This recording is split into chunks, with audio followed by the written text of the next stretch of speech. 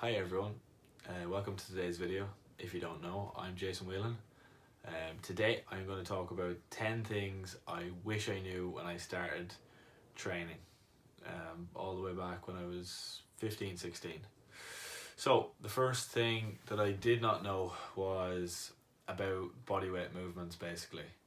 The first time I went to a gym, it was a commercial gym, and went straight into doing machines and tried to do a little bit of dumbbell work, and I did not do any bodyweight movements apart from maybe a few ab exercises which are technically bodyweight, but apart from that I did no bodyweight exercises. What I should have done is I should have went and I should have implemented 6 to 8 week bodyweight program where I just focused on my bodyweight exercise and got really good form in my squats, my lunges, my push-ups, and my pull-ups, and then maybe my crunches as well. Just focusing on them key exercises, getting really strong at those exercises, and then going and starting into a weights program with really good form. So that's the first thing I would have done. The second thing I would have done is I would have properly educated myself on calorie deficit and calorie surplus. So if you've seen from my how to calculate your calories and macros video, I think it was 2 videos ago, I explained how to calculate your calorie surplus and how to calculate your calorie deficit and your macros as well, of course. Now this is really important because if you want to gain muscle, then you're going to have to be in a calorie surplus. Does that mean you're going to gain fat? Yes, of course it does, but you have to be in a calorie surplus to gain muscle, okay?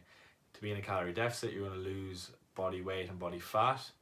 You will look more toned and leaner, yes, but you're not going to be gaining muscle at the end of the day, and you're probably not going to be gaining very much strength either.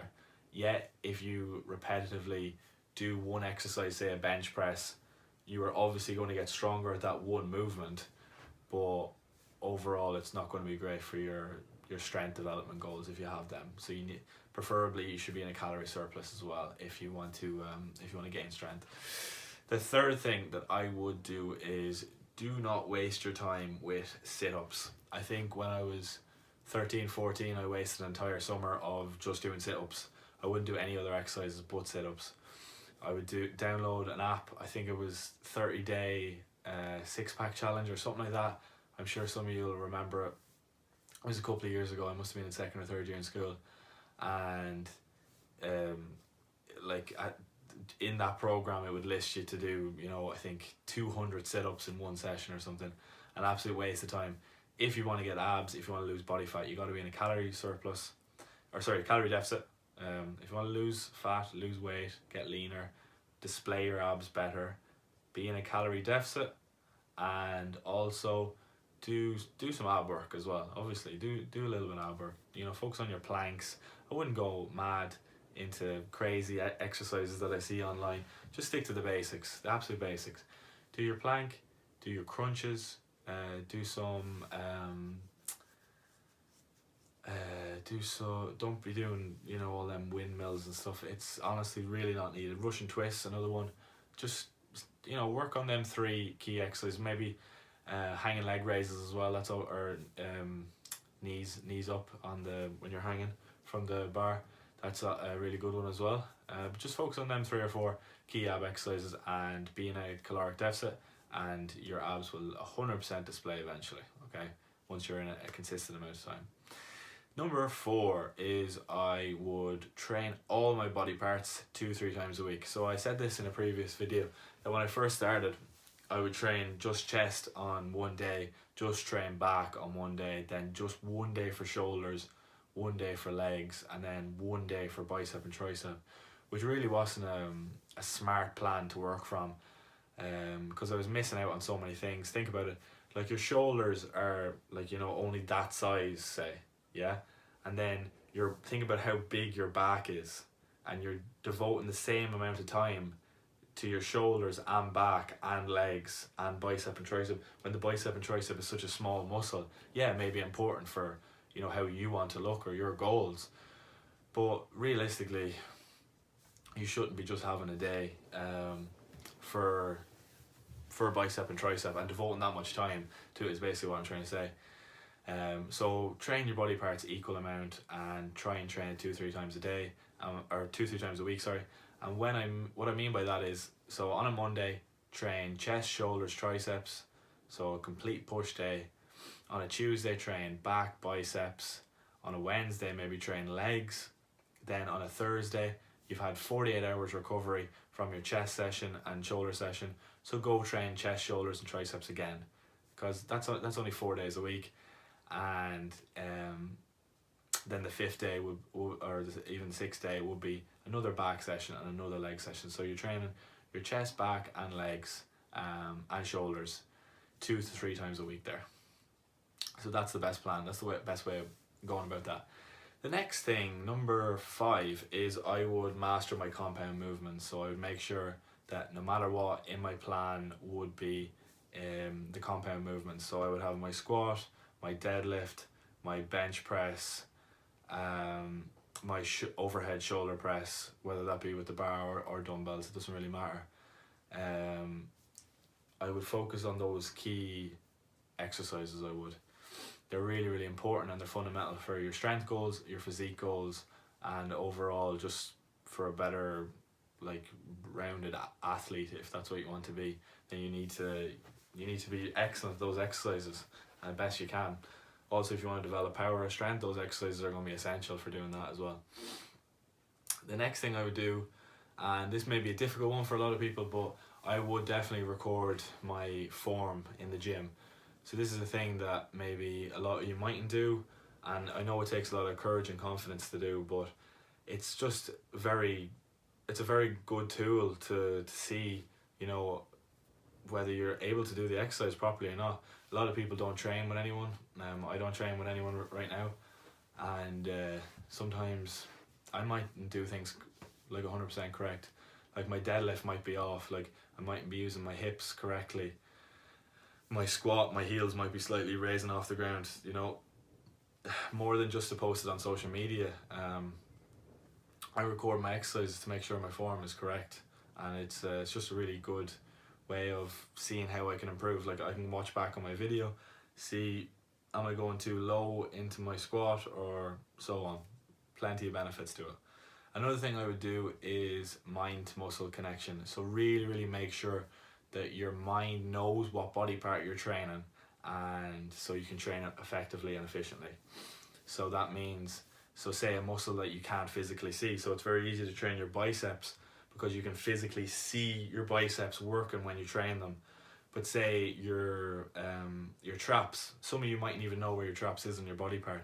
So it's important that you find out where your traps are on your back, and that you kind of imagine them moving, and just focusing, like close your eyes during the lift and just focus on that muscle movement. So that's really important. You know where the muscles are. Know exactly. If someone says to you, oh, you know, we're going to train rear delts, make sure you know where your rear delts are, otherwise you won't be training effectively. The next thing I would implement is progressive overload, and a lot of people talk about progressive overload, and it is absolutely fundamental to see progress in the gym, is progressive overload. So progressive overload doesn't just come in, you know, increasing the weight you're doing. So if you're doing 60 kilo bench press this week, it doesn't necessarily mean you're doing 62 kilo bench press next week. It can come in so many different forms and shapes. So it could be that you are doing 62 kg next week, or it could mean that you're doing 9 reps instead of 8 reps. That counts as progressive overload. Or last week you took a 90-second rest break, and this week you're only going to take a 60-second rest break.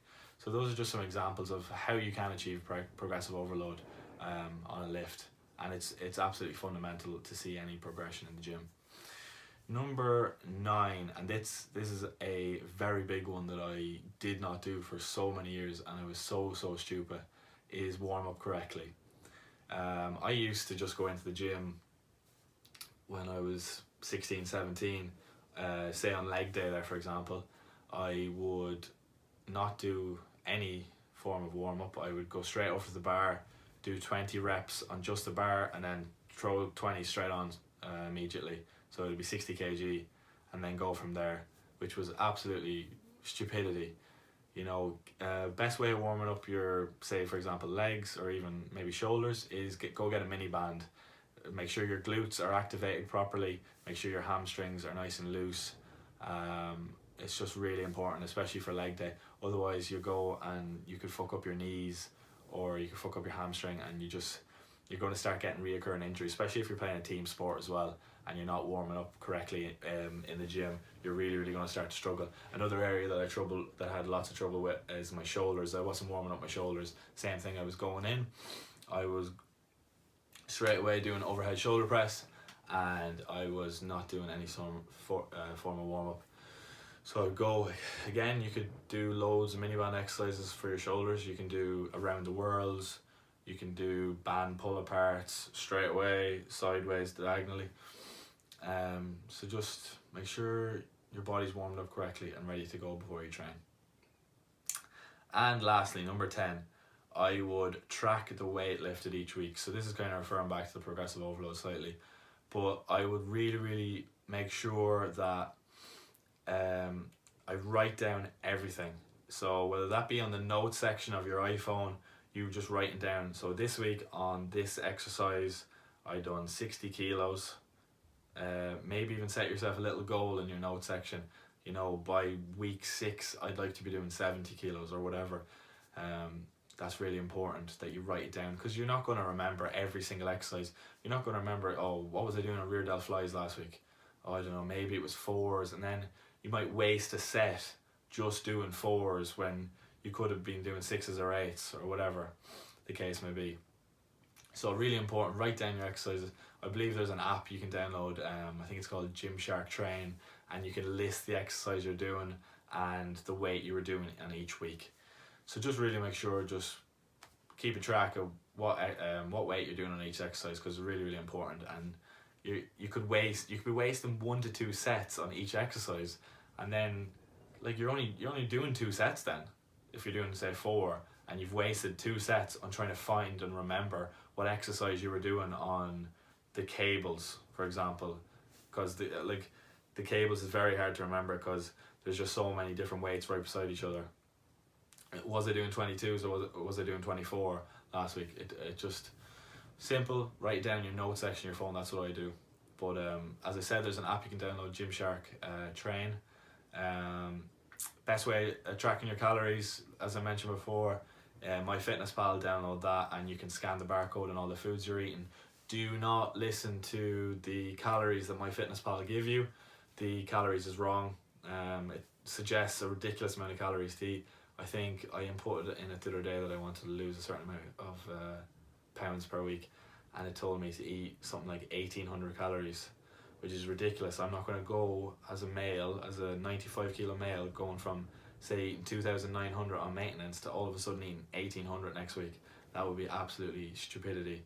You know, if you want to go down and be in a calorie deficit, you know, maybe lose 250 calories this week from your eating, then maybe wait a week or 2, see what the scale says, see what your progress pictures say, more importantly, and then adjust your calories through that. But if you want to know more about your calories and macros, just watch my video from 2 videos ago. Okay, so those guys are my 10 things that I would do if I was starting back lifting tomorrow for the first time. Okay, so I hope you've enjoyed this video.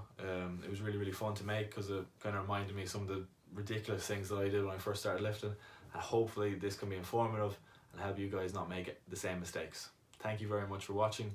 I will see you again next time.